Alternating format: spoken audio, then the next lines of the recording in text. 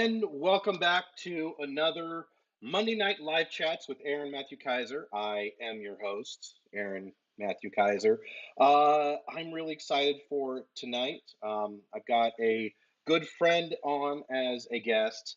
Um, I do feel, though, that before I really get into the show, I would be remiss if I did not acknowledge the events that took place last night in Las Vegas. Uh, Last I heard, 58, 59 dead, over 500 injured in a mass shooting. Um, this is an act of evil. There's no other way. Evil exists in the world, and it's easy in times like this to start pointing fingers at gun control or having conversations. It's not gun control, it's mental health and all these things. I'm not someone that's going to say I know what the solution is, but um, my heart does hurt for the families and the friends of those who have lost. I actually saw in my timeline people I know who lost friends in that, and then other friends I have that were there that thankfully are safe. So I do just needed to take a moment and acknowledge the lives lost. So uh, now that that downer's over, I'd like to bring in. Whoa, I think we're getting a little bit of feedback here. I'd like to bring in our guest this evening.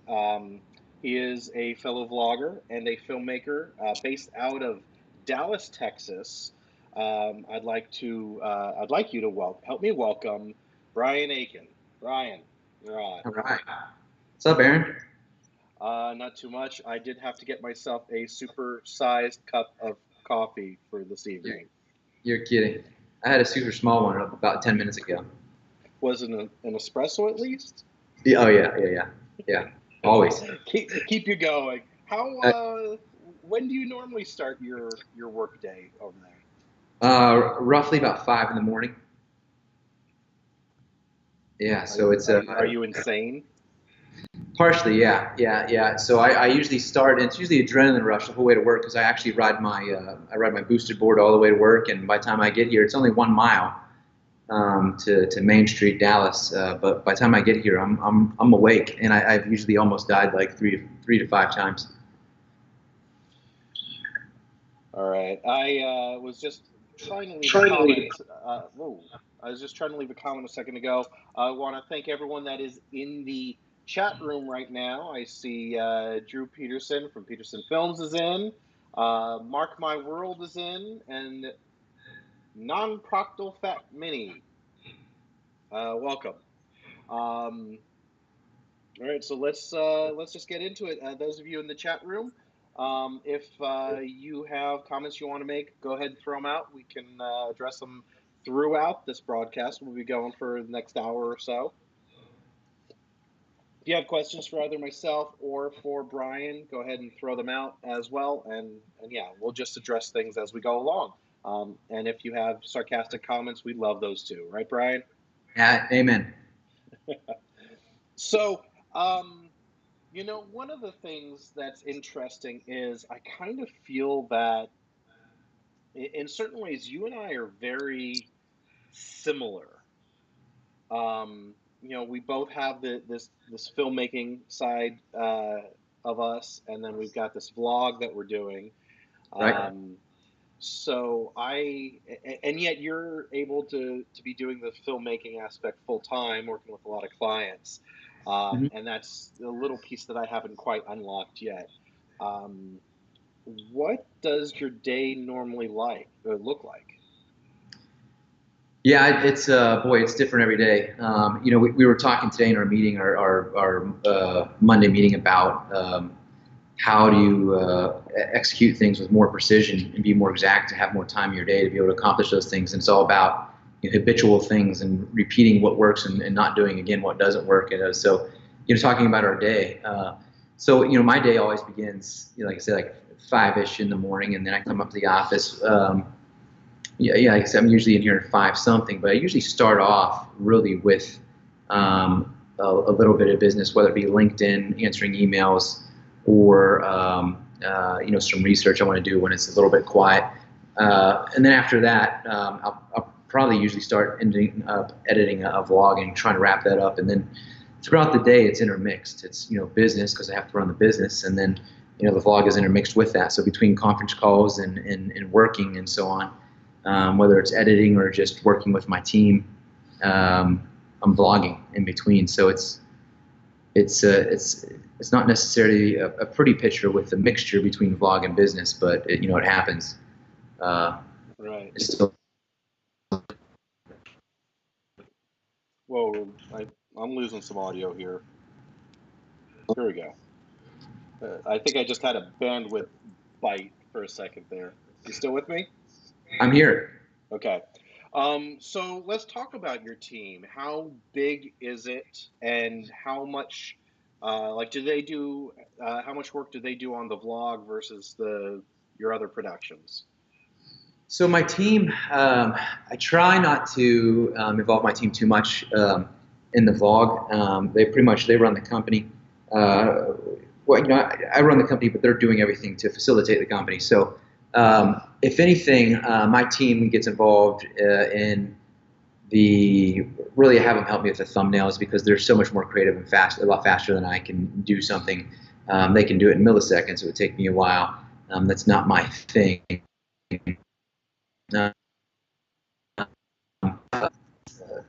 Some of the key people now in the meetings, we'll get together and we'll creatively think, like, how can we make this better? I have them hold me accountable. We watch all the vlogs, and I say, I'm making sure that I'm being very precise with my messaging and make sure it's clear, and making sure that it's engaging, it's inspiring, it's entertaining, it's fun,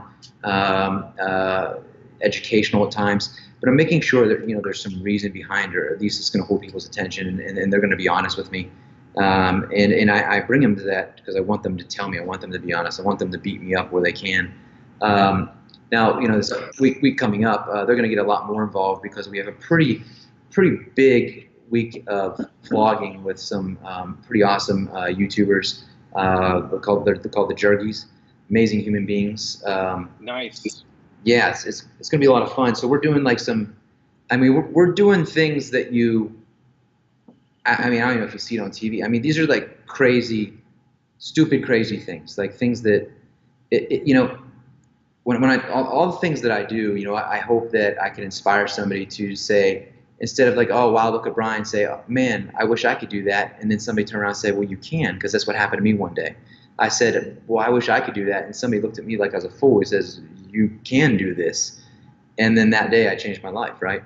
So I hope that's what we do, not to, that people vicariously live through us, or, watch us and be like, oh man, I wish. And I want them to know I'm just like an everyday guy too. And the things I'm going to do next week are not everyday guy kind of stuff, but anybody can do what I do. All right. I was just checking the chat room. Drew wants to know, how big is it, Brian? I'm wondering if there's some innuendo there. Well, when you did say that, I wasn't going to give you a measurement, but then I kept it PC because I knew Drew would come in there and really bring it home with the question. Tell him he knows. Mark wants to know. He wants to hear both of our best pickup lines. All right, you go first.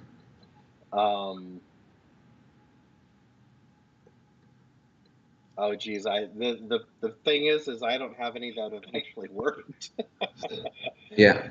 The closest is something that I got from my grandfather, where it's like, well, I can't help being so handsome, charming, talented, personable, and modest. Yeah. But I don't know that that's actually worked. I don't know. You don't know if they work, but how about come up to a girl like, man, girl, you look exhausted. She's like, what do you mean I look exhausted? So, well, I can tell. I've been running around through your mind all day long. So that's how I met my wife. Oh, really? No, not at all. No, not at all. Oh, I do know that I used a pickup line the night I lost my virginity. Yeah. But I was at a party. I carpooled with someone, and they left early. And the birthday party who it was for goes, "How are you getting home?" And I said, "Oh, she's going to ride me home. I mean, give me a ride home." And at that moment, he knew that what was going to happen because we'd been flirting with each other all night. Oh, geez. Yeah. I'm Then I sure that. never saw her again. Oh well.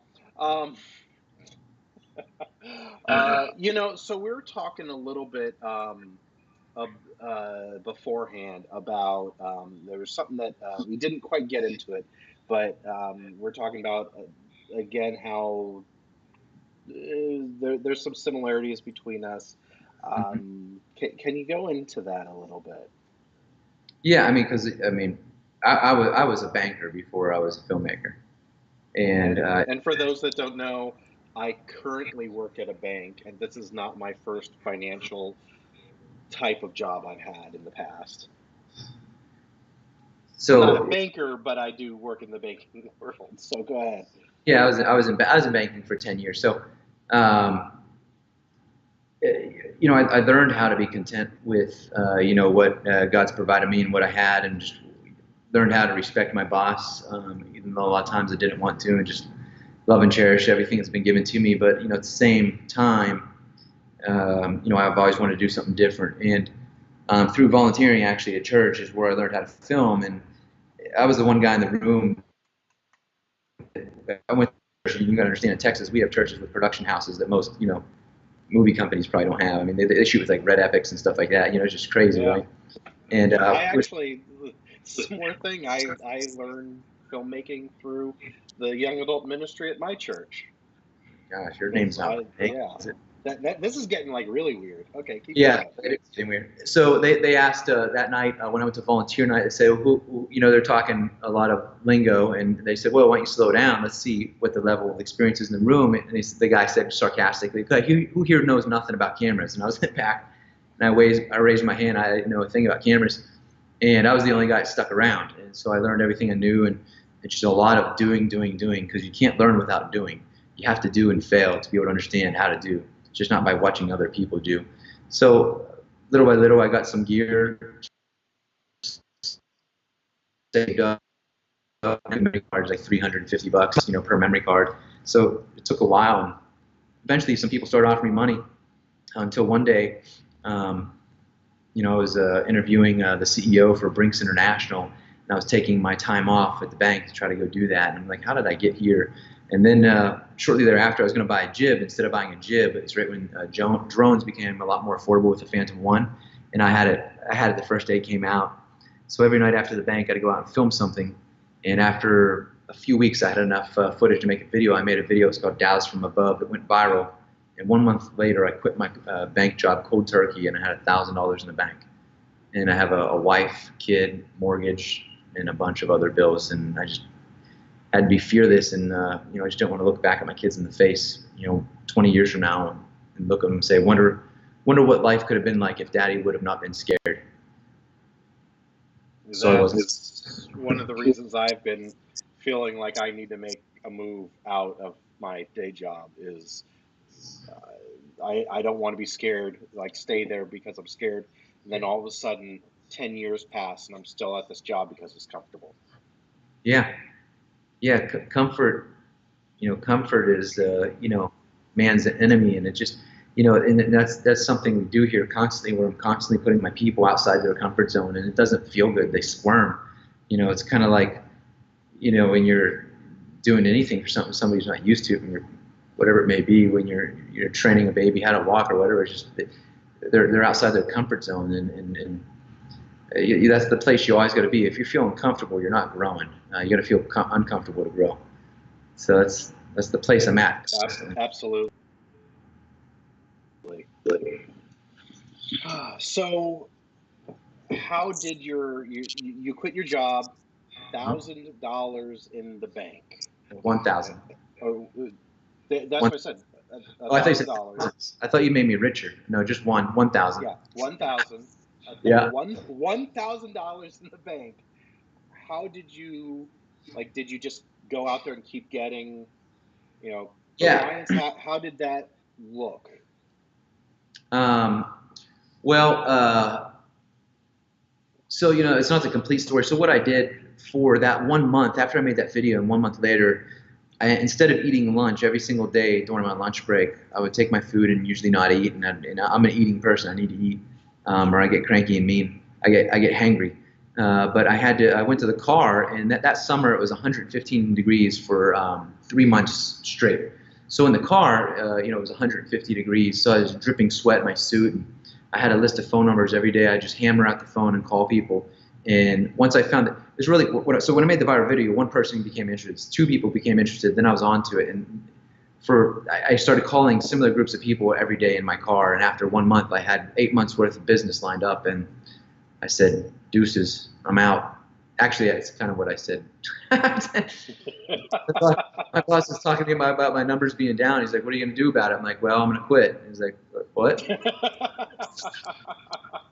I mean, I did it in a very, graceful way. It was just perfect timing, and I didn't do it disrespectfully, but it was kind of funny how it worked out. What are you gonna do about it? Quit?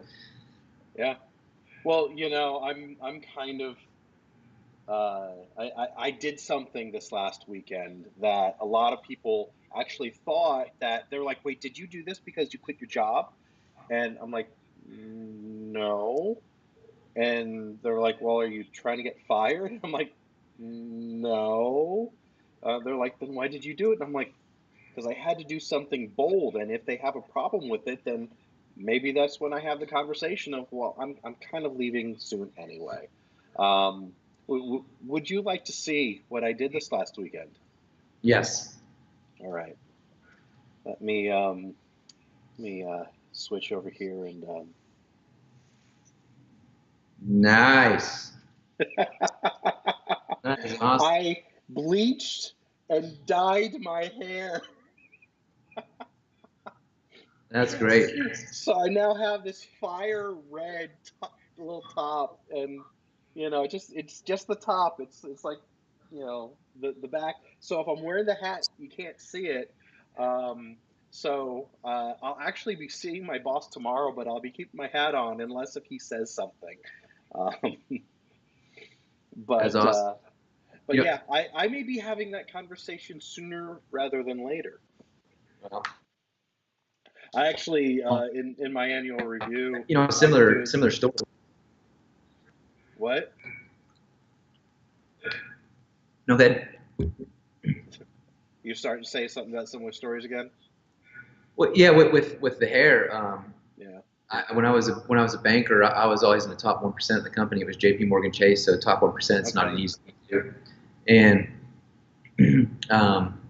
when I was always talking and getting to know the people from upstairs. It was at Chase Tower, and always inviting to go upstairs and just, inviting myself and say, hey, just want to pick your brain, just understand what you know. And really, what I was doing is just getting to know me, so one day they'd be interested in hiring me.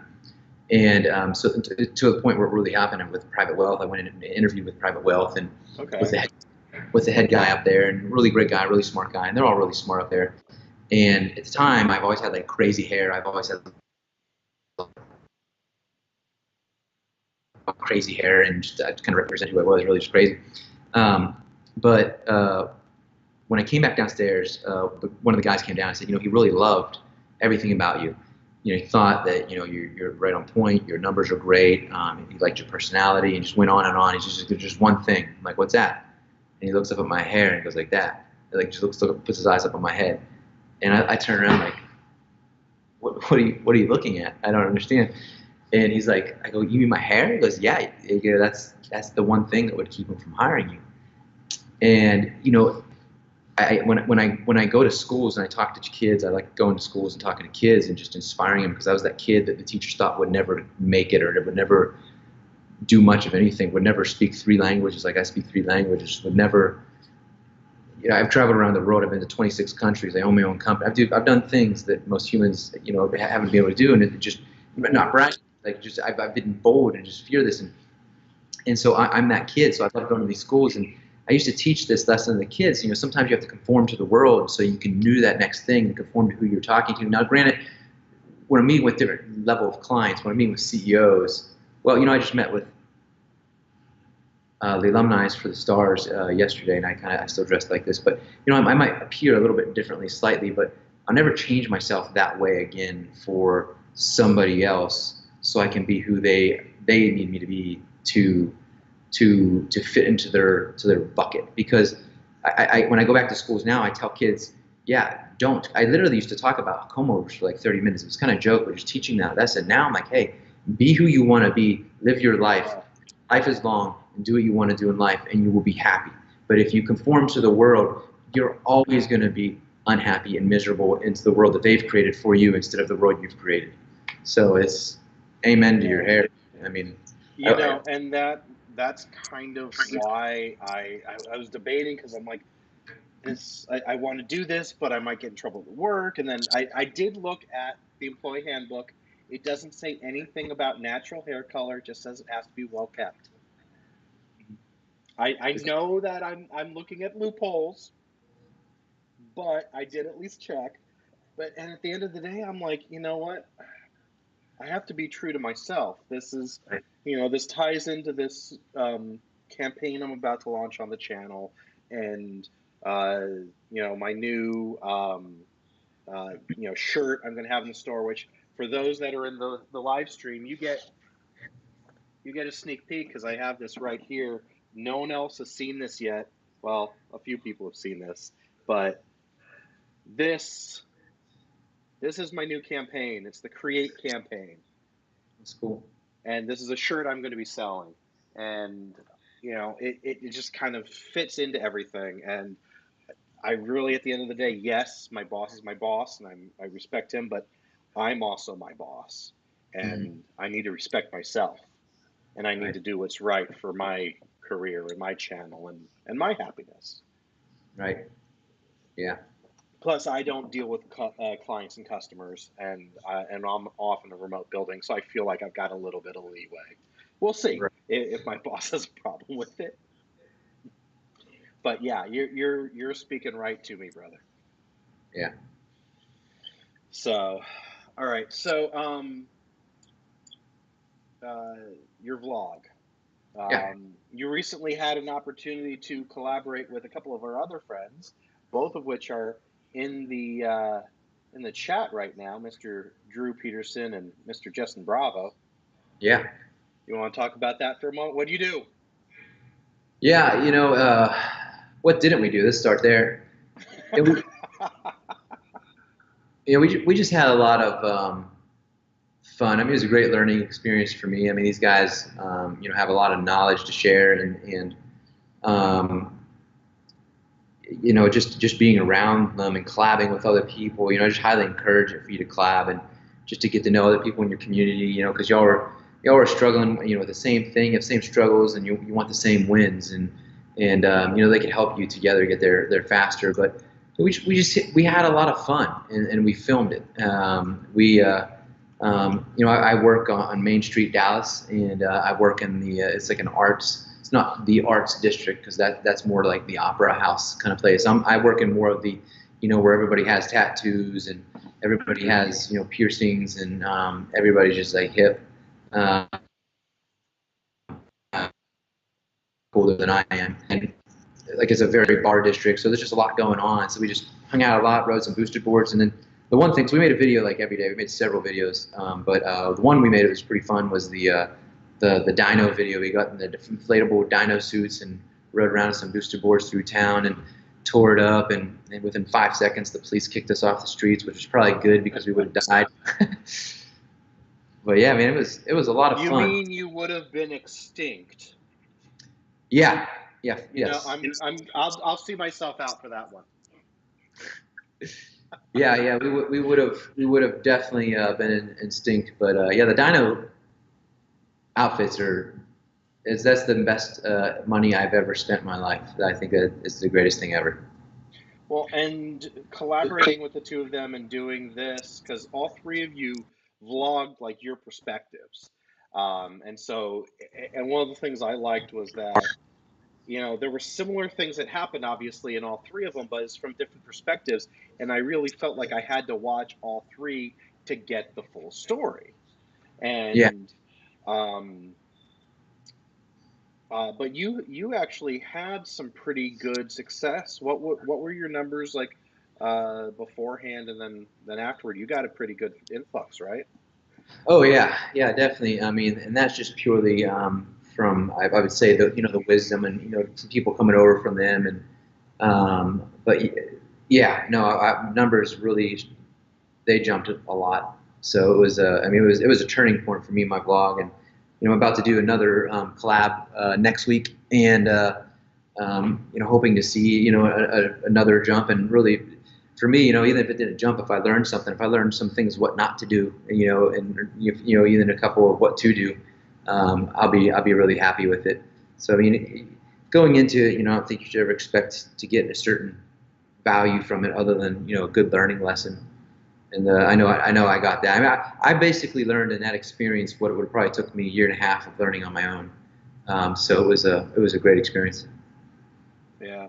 And I think it's easy to forget how important collaborations are to grow. I mean, that's one of the reasons I'm actually doing this show is it's a form of collaboration I can Right. do that's a little lower effort. Where it's just like all we got to do is carve out, an hour or so of time on a Monday night to chat. And then we at least have this, and then hopefully we'll do something that takes a little bit more effort later on. But it's so like I know I'm a little frustrated because my channel numbers have kind of done this lately, and I'm like, okay, how do I like I'm doing the keywords, I'm doing this, and I'm like, you know what? I got to get another collaboration lined up you know, with someone that whose audience is outside of where mine is, because even if all your audience is the same, you're just feeding up, amongst each other, and eventually you gotta collaborate with someone new, and that it, people want to see that creativity between people and everything. Yeah, I get, yeah, of course, yeah. If you could collaborate with somebody with a bigger audience, that's the key. But it's kind of like, it's like learning anything else, like basketball. When I played basketball or whatever I might have done, or when I was lifting weights a lot, I lifted weights with somebody who was a bodybuilder for 10 years before I even started lifting weights. So I progressed so much faster. Um, so my point is that they might not have, like for example, my numbers aren't ginormous, but if somebody come to me and if I were to help them blog, number one, I've been studying it for a long time because my daughter is a vlogger and she's been vlogging for a long time now, and I'm a filmmaker by trade, and I have all this behind me, and there's this kind of stuff everywhere here. So I've already spent the money. I know what the best cameras are. I know the best bang for your buck. If you need a microphone, don't need a microphone. If you're going to get one, which one you should get. If you're going to get light, whatever you're going to get, I can save you thousands of dollars of your life Yeah. wasting your money because that's what I had to do is spend money that for things that you might not use. So and so yes, I think it's good to get somebody who has a big following. But I've seen a lot of people that have like big followings, and I'm like, shoot, I don't know if I want to learn anything from them. Yeah. you know, I think it's if you have the same mindset. Like this guy's coming this next week. I mean, yeah, he has a pretty darn big following, but like he's just a great guy, and he's somebody I aspire to want to be, and I could learn a lot from him, and in every aspect, the way he treats people, the way he is a human, the way he does things. But he's also really good at the SEO and everything else that other places where I might need help. So, but even if he was just good at SEO and he didn't have those other things, I mean, I would still be happy because you're learning something. My thought is you're always learning something from somebody. You're either learning what to do or what not to do. Both of them are valuable. you know. Yeah. Well, and also I was thinking too, even if you've got two creators that have similar sized audiences, but they only overlap this way, Mm-hmm. then both of you are exposing each other, and then so you might get additional crossover. So that's, one of the things I was thinking about there. Yeah, no, I mean, I agree with you, but it's just, I think if you could collab with somebody, even if they're on the same level, I'm just trying, it's what the hard thing I think with YouTubing is how do you find other YouTubers? Like how? Yeah. There's no like lookup. There's like, let me find the people in the Dallas area who are Yeah. YouTubers, and then with some Yeah. similarities, Well, and it's then even like you go to VidCon. I went to VidCon this last year, and I kind of met up with people I already knew. I met a couple of people, but not really people I collaborate with. And it was like the land where everyone was a YouTuber, everyone was a content creator, and right. it was actually a little weird. And then I even tried. There was one of the Facebook groups I was in for YouTube bloggers, uh, and I tried setting up a meetup, a get together. I'm like, all right, what day works? What time works? Let's just throw some stuff out. And then everyone was just kind of silent, and we ended up not having a meetup. Right. And then I'd like to try and see, some LA vloggers come together and just kind of meet up. But then you have all different types. Well, some people are family vloggers, and some people are more like this and more like that, and travel vloggers, and even at VidCon they had different meetups for each of those types. Like, oh, family vloggers, here's a networking track. Travel vloggers, here's a networking track, because they just kind of tend to gravitate. So I yeah, and that's what I love about, we've got our little group that's kind of come together on Facebook. Right. And this actually it's the first time that, because I've had friends, like, I know some YouTubers, like old school YouTubers, but I'm not, because I kind of came in later, and I'm also, they're now a lot bigger, like I can't collaborate with them, even though we know each other really. And then also we're different stages. And so this group that, we're all kind of, we're still different sizes, but we're still relatively new to this. So we actually have this little community that's come together, and I love that. And it's the Yeah. first time I've actually had a YouTube community of peers that I can rely on. I can throw stuff out at. I can respond to them asking, "Hey, what do you think of this?" You did that earlier, asking about a thumbnail. Yeah. So the fact that we're able to throw that out, we're able to encourage each other when we're like, I'm having a shit day today, I'm feeling so discouraged, or I'm like, hey, I just had a video hit X amount of views, and we all celebrate with each other. I love Right. that. Yeah. Yeah, it's definitely good. I think what's unique about our group, and that's why people should be encouraged just not to go after finding. It's kind of like finding a spouse. You're never going to find the perfect spouse. It's perfect in the world. So Yeah. it's similar with the YouTube group. Is you just need to go after a group of some people who create a family essentially, because I mean that's what a family is. You have differences, and you have different qualities, and that's where we get a lot from our group, is where some people, like streaming for me, of course I can go to you and a handful of the guys there that can tell me what I would need to get if I wanted to do it right. Right, I have no clue, and everybody has their little niche. So it's kind of this. We all have something to add together to create Yeah. one thing. So it's pretty legit. And that's what I found at VidCon. I think the one thing I did that was smart is I don't know what pass you ended up getting, but I ended up getting the industry pass. And the reason being was I figured I wanted to get into everything, and if people were going to go there, I would assume that like I could meet some really legit people. And um, for next year, maybe if you didn't get that, maybe I'd recommend you try that, because for Yeah, I me, got the creator this last year because it was yeah, like $200.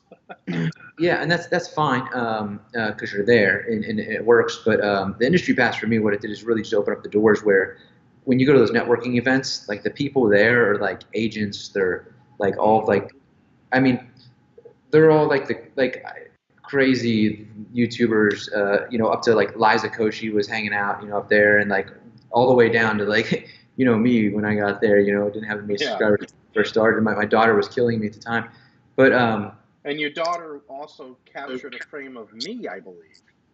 yes, which was crazy because we Because we didn't. hadn't even met digitally or anything yet, and there's a shot of me like walking by Yep. Yeah, I don't think I was. in this shirt. Yep. Yep. Yeah, that was odd, but funny. But yeah, that industry pass for me is what opened up a lot of doors, because all of like the game changers, that's where they were at. And just like the Michael Jordan theory, or the basketball theory I was talking about earlier, you always want to play with people that are better than you or have something more than you, and that's where a lot of them Yeah. go. Even though I didn't fit in at all. I mean, I had at the time I had 100 under 100 subscribers, but that's where I was. So All right. Now, I do have a couple of questions in the chat room, but before we get to those, I have something I want to ask. And it's going back to your vlog, and because I know one of the things that that we're talking about in in our little group a lot, it comes up a lot, is really the voice of your vlog. How much is really you, or how much is the show you put on for the camera. And I know for me, one of the big things when because I vlogged a while ago and stopped for like 2.5 years, and then I had to pick it back up. Right. And when I did, there was like I was looking at Casey Neistat, and I was looking at other people, and I was also looking at my old content, and something finally clicked in what I was doing wrong before. And really, like, my drive and is to be as authentic and not put on a veneer, not put on a show, just really treat the viewer as if they're a close friend. And if I'm doing it like the video where I'm looking at the wildflowers, well, they're on that trip with us. And Right. that's my drive. That's what I do, but I know that's not what everyone else does. What, how do you approach your vlog? Um, you know, let me think how I can say. The vlog, myself in the vlog,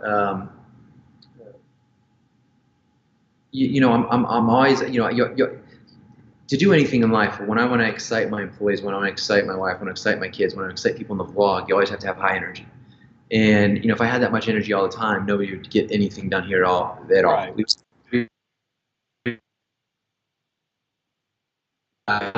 That's one thing. But the truth is, it's funny because I met with Mark My World, Mark, and he knows me from on the weekend. Because we met here in the weekend once, and then he came here on a weekday during work week. And there's just this high amount of like anxiety / stress. And when he got here, it was, I wasn't in a vlogging moment because I was handling a lot, and he showed up, and there's so much going on, and I was just like, so who I've become is kind of who corporate America has made me to be, which is, who's brought my success and helped me with to be able to talk to CEOs, to be able to talk with companies like Chevrolet and Travelocity, whoever it may be, who we're dealing with, the big companies all the way down to the small ones. I can relate to all of them because of banking. So it's gave me that, but it's also taken something away from me as well. And that's my, it may be immaturity, but it's also fun, loudness, creativity, just high energy, motivate human beings. I've always been super high energy and just trying to excite others because most people's excitement's down here, and mine was always right here, but I always took it to here to try to get them to here, and that's the thing. You have to raise everybody's bar. So my point is that, when I was out with Mark, he's like, Brian, you're not you yet. And I didn't realize, like, until that moment, like, I'm not quite me yet. So if anything, my vlog is helping me revert to who I really am, and focusing on the enjoyment of life and fun, and then bringing people along with it. So if anything, if I'm not 100% me yet, and what I'm really saying is kind of different than other people, because they're being that other person. It's really me reverting back to who I once was. But these other vloggers, they do inspire me, the Logan Pauls, the Casey Neistats, and whatnot. But the funny thing about some of these people, they inspire me. Casey Neistat, for example, he inspired me to vlog, and the reason being is because I'm sitting back watching people like Casey Neistat become famous, and meanwhile, the things that he's doing, I've done them 3 years ago. When he bought his first drone, I already owned 30. I mean, before he owned one. When he did 360, I already filmed the Texas OU game in 360 3 years before he even bought a 360 camera. He got me beat on boosted board and hoverboards, but I got a bunch here in the wall, so I caught back up. But it's not about a race. It's about, like, I'm sitting here and watching him live his life, when meanwhile I'm already living that life. I fly around the world and get to do these crazy things, but I'm not recording it. And I'm like, wow, he's got such a great life, and I'm not even looking at my own. So the vlog is it's definitely me, and it's getting closer to me every day. So if you don't like that guy in the vlog, then you just don't like me. That's interesting, and I know how that feels. I know how, um, either through you happen to play a certain role in a day job, or having the weight of life crush you down and you're feeling depressed. And then I remember going through a time where I was depressed, and then I was going and doing something, and it was the first time I'd like worn my suit in a while, and I just felt super sharp, and I was like, I'm back, you Mm-hmm. know. And so I kind of had that moment. So I understand that of kind of getting back to who you are. And yeah, I think you've got me beat on a lot of things, but I did the same thing with Casey, but more in terms of style. I was like, well, those things he's doing are things I was doing back then. I just need to add like more B-roll and music, and then there's also that connection thing that I realized I was missing. Yeah. Um, but there were certain things that were what made him popular. I had already kind of been doing, and I was like, so wait, why am I not? Why am I not doing this? And that's why I got back into it. Yeah. So that's great. So, what kind of again, before I get to a couple of these, just on a more technical, normally when you're vlogging, what type of gear you running? A7S Mark II, short microphone shotgun. It was 16 millimeter to 35, I think. Yeah. So, I use this just because I have a bunch of them at the office. And so, like, why not, right? So, why am I going to not use this camera?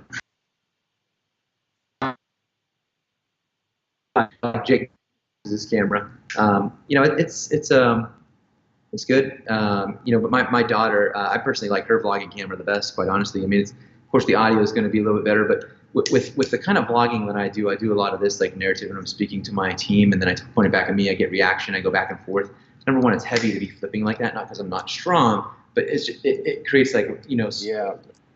rolling shutter, and it's with hers you could just quickly do some moves with it, and also what's really nice about her camera What is camera it does she use? she uses the Sony A5100, so they're fairly Okay. inexpensive. They're only like $500-600 maybe, and it has a removable lens, and it does really amazing in low light, and it's just really an overall amazing camera. The focus and everything is really great. We've had all the Canons like the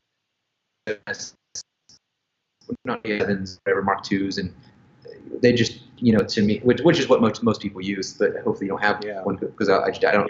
You probably do, but I don't enjoy it compared to her little Yeah. camera. And it's cheaper, but Yeah. but this is what. I used to vlog with with my iPhone 7 Plus. This is what I was using, and I would have it in my Beast grip, and have the selfie camera I was using, Uh-huh. and so I was getting 1080, and I was shooting in Filmic Pro, so I was getting a higher bitrate video at 24 frames a second, Perfect. and then I would color correct everything just to kind of push the shadows and the highlights a little bit, and so it gave me this really rich color. And everyone was, and then I play the saturation. Everyone's like, "What camera are you using?" I'm like, "iPhone." Yeah. Yeah. And but I was hitting a limit because of that back and forth. I couldn't see the screen, and that's actually why I didn't go the Sony route when I was like, "What camera do I get?" Because the Sony, you don't have a flip screen, right? Right. Yeah. You just have like a super wide angle, and but you make mistakes. But my daughter's camera does. It's like the Yeah. only Sony that has one, besides the RX 100, which we've also owned that. And I think that's garbage too. But Yeah. but Well, yeah. so I ended up going with the new Panasonic GH5. Oh, really? And Those are and amazing. so I've been shooting 10-bit 150 megabits per second Wow. and in Vlog. And then so I'm now having to like color correct everything, throw in like I found a LUT that has saved me a lot of time. But Right. Yeah. then just this last week I downloaded the firmware 2.0 update that includes HLG because I've been experimenting with exporting in a wide Yeah. gamut instead of 709, it's 2020. Uh huh. And so now I can just shoot in HLG and edit Yeah. it in wide gamut and not have to do throwing in LUTs and everything. I'll just like make sure the levels are right. Just a quick pass now. save Yeah. myself some time, at least for my vlog. I'll still be shooting in log if I'm doing a a client shoot or if I'm doing a short film or something like that. Oh But yeah. just because then we can really play with whatever we want. But I'm trying to get it to look natural anyway, so I might as well. Right. But yeah, Yeah. that's the tool. I mean, and people are like, "Wait, you're using the Panasonic GH5 to vlog?" I'm like, Uh-huh. "Yep, I am totally overkill." But it's also got that flip screen, so I can see myself, turn it around, flip it, make sure I've got it framed right, and then flip it back to look at myself, make sure I'm framed, make sure I'm in focus. Make sure that I'm not overexposed or underexposed, Right. Yeah. It's or that I have my pants on and not just exposed. right. Yeah. Yeah.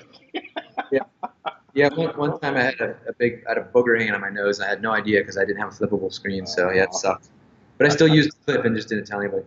Yeah, it's vlogging to me is just about going back to Casey Neistat, watching him and the pure garbage that he produces in terms of like cinematic quality, and where I'm used to having everything on like a Ronin or some sort of stabilizer where it's perfect, where it's all shaky. Like because he's like the first vlogger I started watching, I almost wanted to hyperventilate and vomit. And he even talked about it several times about how it's hard. It was hard for him because he's kind of perfectionist, and same here.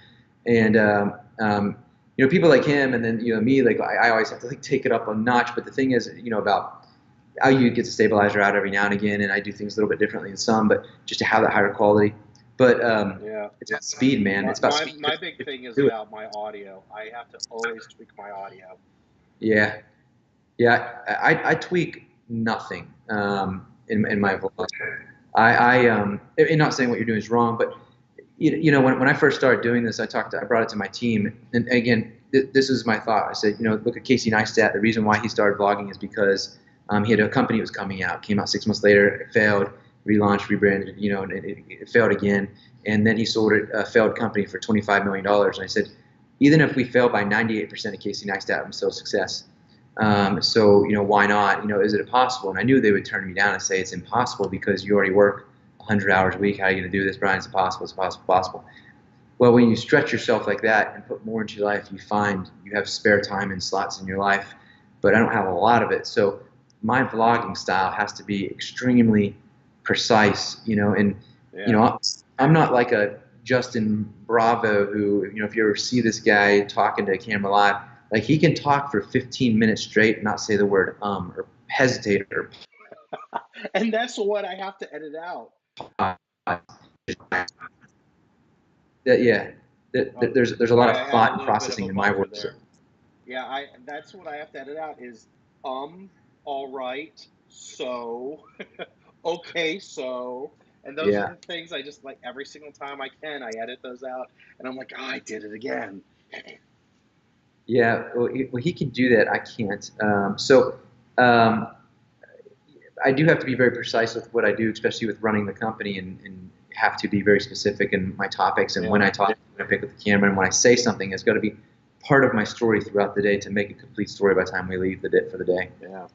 And that's my big thing is about what's the story I'm telling. In fact, that's the thing I wanted to say earlier that I couldn't remember was actually about um there are days like if I can like get out early enough to shoot my intro and I've because I know what I'm doing that day and I'm like, all right, so today we're doing this. And if I can get that intro and then even if I don't shoot again for 2 more hours because I've been in transit, the Right. rest of the video kind of comes in. And if Uh, I'm running late, like I so unfortunately so often do, because I'm horrible getting out first thing in the day. uh, I'm not a morning person. Once I'm finally out and about, I'm pretty punctual. But the first getting out of the house, I don't want to do it. I'm lazy. Whatever. Um, so if I miss that, I'm like, all right, in my head, I'm like, all right, I'm going to be vlogging today. I want to go out and do an intro here, and then I want to get some transition footage here, and then I want to pick it back up here. And if I miss that first one, then I miss the second one, I miss the third one, and then all of a sudden I'll try shooting footage, and it just doesn't feel right, and I just end up like I've shot footage and that I don't use because I don't film a vlog's worth of stuff. yeah, yeah, yeah. I feel you. That reminds me of. lot of my company and what we do as a company. And I was out training one of my guys the other day, and when he's filming it, it's hard for him to see something. I said, a lot of times we're given really this to film from our clients, and it's usually garbage, and we got to make it look like gold. And you're given, this old building that, maybe in their eyes they know it's old, or maybe they just think it looks amazing, but it doesn't. And somehow cinematically we have to make it beautiful, and you just got to figure it out. Like the other day I was filming the Texas Rangers game, and the client's like, you can't film the Texas Rangers, you can't film the field, you can't film the logo, and you can't take tripods down in the stands, but you need to film the game. Okay. What, and so what did you end up filming? Just crowd members? everything. Steadicam? Well, he wanted to film the people, but like it's really hard to film the people without filming all of those things. And that's the thing is, my point is, even for you, that you just gotta make work. You gotta make it work with what you've been given. What you have in your hands. And just figure out a way. And I know because that's the hardest part. That hump you're talking about. That sometimes those humps, hold me back. Or I relate to that a lot of times when I was trying to go to the gym, and I would figure out. I missed it. Didn't work out just perfectly because I didn't go right when my body was ready, because I have to like digest food for so many hours depending on what I ate, how big the meal was, and then at a certain time, and if I missed that window, I wouldn't go. But we're given that a lot. It's kind of like you got to make, what do they say, lemonade out of, what do they say? What's the saying? You know it, Aaron. Come on. If life gives you lemons, throw the lemons at someone, and then I don't know. I don't know. You're supposed to make a juice out of something, but typically make juice out of it. But I feel you. But when you're dealing if with life gives you lemons, make margaritas. Okay, that's the over 21 one, yeah. But the point is just to work with what you've got, and I deal with that on a daily basis when I'm filming, because usually what I'm filming, that's kind of our magic. We make things beautiful that are usually not beautiful, So it's I'm used to dealing with that. Well, let's go to a couple of these questions that we've got in the chat really quickly. Thank you, Non-Proctal, for both of these. And again, anyone else that's in the chat that wants to throw questions at us, comments at us, or shade at us, go ahead and do that. We'll probably be wrapping this up shortly after this. But so the first question is, what's your favorite way to travel? I guess like means of transportation. That's my presumption. Yes. Helicopter. Ooh. Yeah, it's not like I travel with it, but when I get to ride in helicopters from time to time for work, and you can't feel like Superman anymore unless you have like a jetpack. I'm sure that would be pretty tremendous. But yeah, for me, a helicopter is like the coolest thing in the world. You're just like looking down, and the Earth is right down there. But whatever it is, I like flying. Anything with speed. I don't have a lot of time in life, so anything that's fast is the way I like to travel. And I'm about to sell my car and just use my boosted boards. So I'm about to be part of this here soon. Yeah. I know for me, like if fantasy were reality, I would say Starship. Well, I don't know where. I mean, I haven't really done helicopter. Oh, hold on. Can you still hear me? Yeah. Okay. Yeah, I think my AirPods are starting to go. So yeah, we do need to wrap up soon. But what is it? You haven't done I haven't helicopter. done helicopter. I've only ridden a train once, but I kind of want to just take a big train trip, and It's fun. so that would probably be like a preferred way, like for just fun. I think a train would be fun if you had a private room in one of the cars where you could sleep and you could have a desk to work. And so I almost did that Amtrak like a couple of years ago. Was doing a thing, you know. I'm gonna I'm gonna switch to this real quick because I keep hearing my AirPods going bye bye. You can still hear me though? Yeah, yeah. Okay, that's good. Which side is this on? I can't remember. I did that. I did that in Europe. I traveled around the country, around the European nation in train. I think these literally just died. You traveled by train in Europe, you said? Yeah, yeah. Okay. Um, so Amtrak had this thing where they wanted people to write the great American novel on their train. While it was going to be like a free round trip ticket, which was a few thousand, like $3,000 or something for that, Wow. maybe more. And you'd have your own private car and to sleep and a desk and Wi-Fi and power and so you could basically sit there, look out the window as everything passes by, and then you're right. And I was going to submit, but there was some onerous terms that what you submit to them they own, and I was like, no. And then I think they changed it, but then I ended up not getting a chance to submit, so I kind of missed that opportunity. But my dad is retiring in like 9 months, and I think the first thing he's going to do is like just take a train ticket, like open-ended train ticket across the U.S. and maybe I'll get a chance to go with him. That might make for a fun vlog series. There you go. Definitely some adventure. You meet some cool people. You always meet cool people on the train. Yeah, yeah. So, all right. The other question is, what wakes you up in the morning? What is your drive? Man, my drive is to be a good steward of my family. Uh, and even before that, I was driven. It's just um, I guess it's there's a lot of self drive in there to always want to do and do better. Because I'm thinking, yeah, my drive is my family right now, but before this, I was driven. So that's so it has to be more than just my family. I guess back to if you're not challenged in life, you don't really need drive. You don't need something to push you because I need drive because I need to get up and do 400 things before my employees get Oh, there. I have so much to do in a day. Why do I get here at 5 o'clock in the morning? Because I have so much to accomplish and so much to do. And so, I'm constantly getting outside my comfort zone. I heard a guy do a talk one time. This is actually the day that changed my life forever. This guy had this talk that he gave when I changed, the people that I hung out with, and I also changed, what I was putting in my ears because what I put in my ears came out my mouth. And you know, um, this guy, he, uh, what was he say about driving? Hang on a second.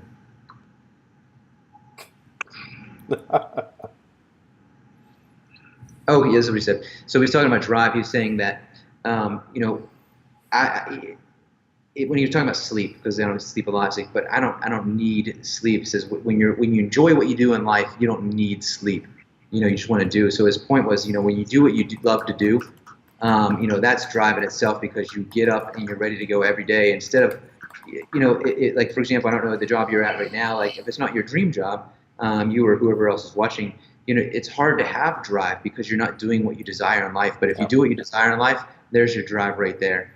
And I think all these other things follow. Then you want to do more and do more for your family, and you want to have drive to not let your employees down. I want to have drive because I want to have a good vlog, and I want to have drive because I just want to inspire others. And then I think it just cannonballs. But I think it starts first with do what you love in life, and yeah, then the other drives will come. yeah. You're speaking right to me again. Oh, yeah. What wakes me up in the morning, other than my alarm clock?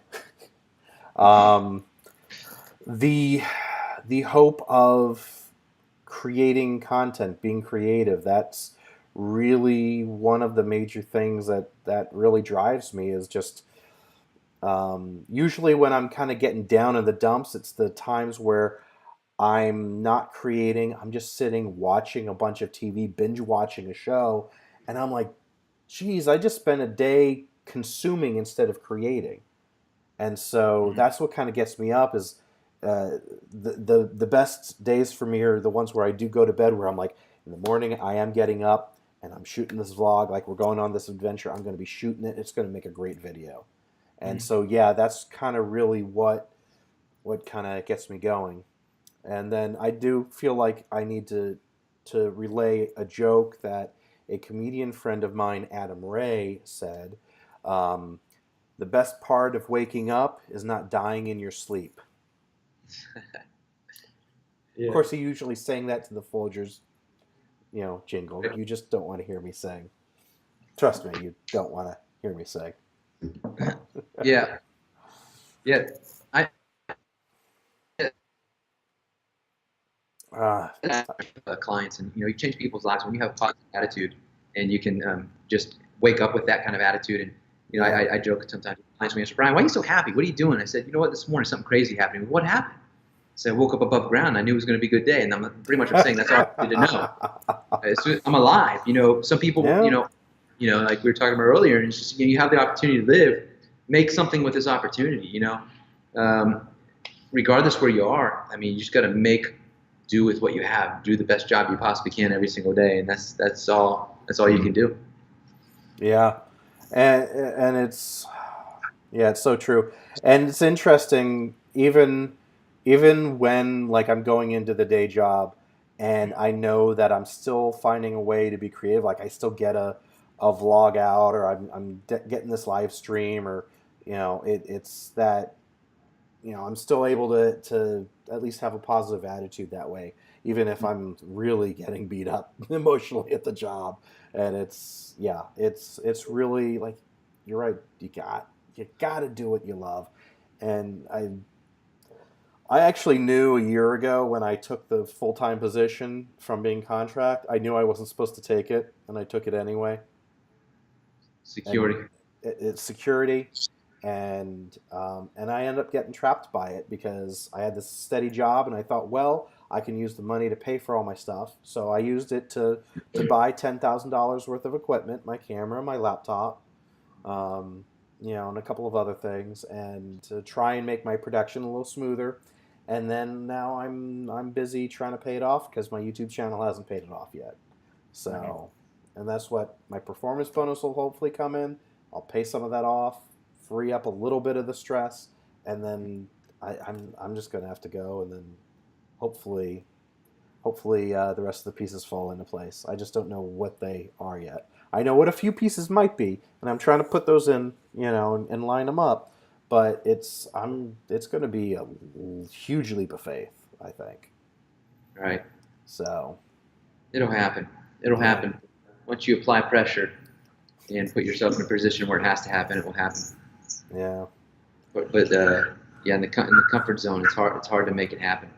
Yeah. You need to have some kids, and get a wife and a mortgage, a guy, then quit. Yeah. Yeah, I know. Well, I even just feel even with my rent, I paid almost $2,500 a month in rent for a one bedroom. Jeez, man. Yeah. I'd rather live in a trailer than. I was so tempted to go, you know what? Let me just get rid of the apartment, buy a camper, quit the job, and just hit the road. There was part of me that was tempted to do that and just vlog along the way. That could get you a big house here in Texas. Yeah. Oh, yeah. My business partners like constantly like, you could literally have a mansion here in Ohio. Yeah.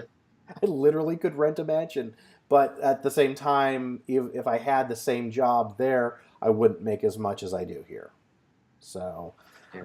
but it's one of those catch-22s, and it's like I'm paid very well, but it's really not well enough for being a single guy. Because if I was married, theoretically, my spouse would have an income as well, and finances wouldn't be quite as tight. Yeah.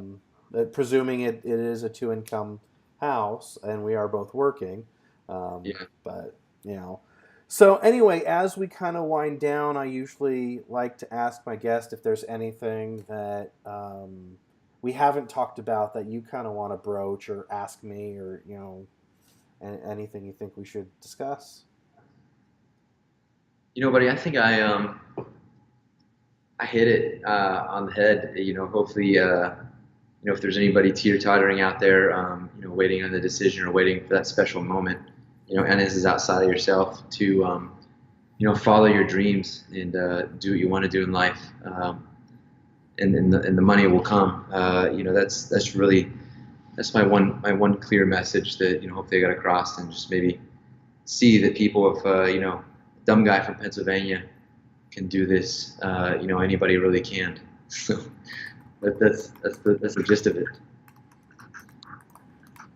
All right, I just left a comment in the chat room, thanking everyone for joining us. Yeah, this was a really great show. I'm glad that we've been trying to get this to happen for a couple weeks now, and I'm glad we finally found some time to be able to make this happen. This was really great to get to know you a little bit better, to kind of really talk about the similarities of. We learned what was it? We both kind of learned some filmmaking in church. We both have worked in the banking field, and then we both have like the production company vlog type of thing. So That's right. you've just, like I said, you're a couple steps ahead of me on that aspect. So but you better watch out because I'm coming up on your tail, boy. Please do pass me up. And, like you said, this isn't a competition. This is, we're kind of all in this together. And then, we're all, yeah, anyway. All right. Well, I want to once again thank my guest Brian for joining us today. I want to thank you for joining us, you in the audience for joining us, anyone watching later on. If you haven't already, check out Brian's channel. It's youtube.com/Brian Aiken. There's a link down below in the description. Make sure to subscribe to him. Like this video if you haven't already. And if you're a new watcher, go ahead and hit that subscribe button. We do this every Monday night. Next week, we have actually a former client of mine, Kevin Popovic. Sorry, I almost said his name completely wrong. Kevin Popovic will be joining us. He's a speaker. He just did a TEDx talk, and he has a creative communications agency. So we're going to be talking about how, like his recent TEDx talk was, how you can change the world through creativity, one bad drawing at a time. So we're going to talk a little bit more about creativity and everything that goes into it, and I think it'll kind of fit in with what we usually talk about here. So, and then the week after that, we will have Tracy Adlai from the Valley Film Festival. So this is the first time I've actually had 3 weeks lined up in a row. So once again, thank you for joining us. Check out Brian's channel, and don't forget to hit that like button. Talk to you guys later.